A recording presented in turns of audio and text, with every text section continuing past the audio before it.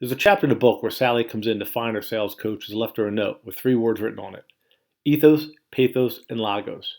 Now, Sally doesn't know what those three words mean, but later on that day, the sales coach explains to Sally the history behind the Greek art of persuasion and how it applies to selling.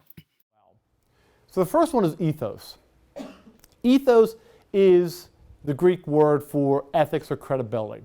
You have to be credible.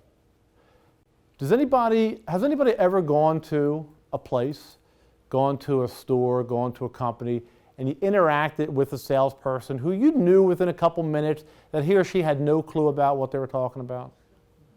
Okay. And I remember going to look for computers, and I'd done my research online. I'm a tech guy, and I love that stuff. And I narrowed it down to two different computers.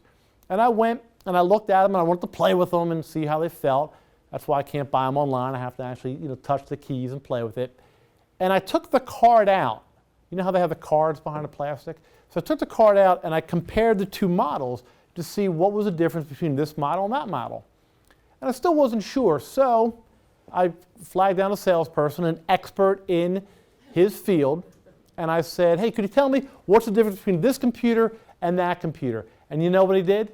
He took the card out of the one and he walked over and he compared the two models.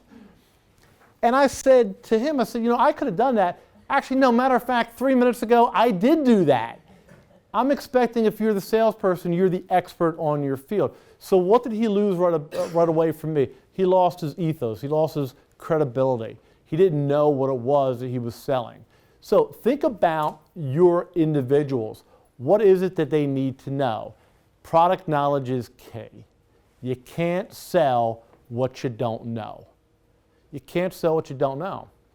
If I don't know it, if I can't talk intelligently about it, if I'm reading out of a book and it looks like I'm reading out of a book, I can't sell it. Pathos is emotional delivery.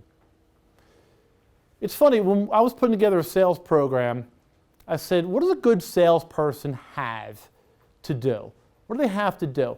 And I thought it's the same thing as what a good trainer has to do. They have to be able to tell a story. They have to be able to paint a picture that somebody understands, oh yeah, that makes sense to me.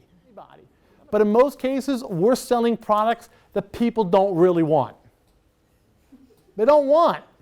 Listen, 26 years in a financial institution, they don't want it. Nobody is sitting home on a Sunday opening up the Sunday circulars, right, where they're looking at all the advertisements and say, hey, I wonder, if that bank's having a big checking sale today. Let me run on out. They're not doing that.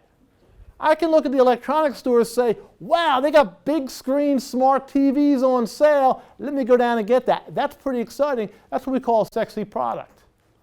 Insurance, accounts, not really sexy. They need it. They need them. But more importantly, they need what they do for them. They need what they do for them. And the last part is logos, which means logic. Because I could have all the credibility in the world, I could develop a good story, but if it doesn't make sense, it's not logical, nobody's going to buy. Nobody's going to buy. And guess what? If it doesn't make sense, there goes my ethos, there goes my credibility. So if I tell somebody, you're going to save money by using this, I've got to show you how you do it, right? If I'm selling a new energy efficient appliance, guaranteed to save money, I have to ultimately somehow show you the math, how paying extra for this and saving this for your electricity bills is going to save you money in the long haul. Because if it doesn't save you money, it doesn't make sense, right? If it doesn't make sense, it doesn't matter anything else I've just talked about.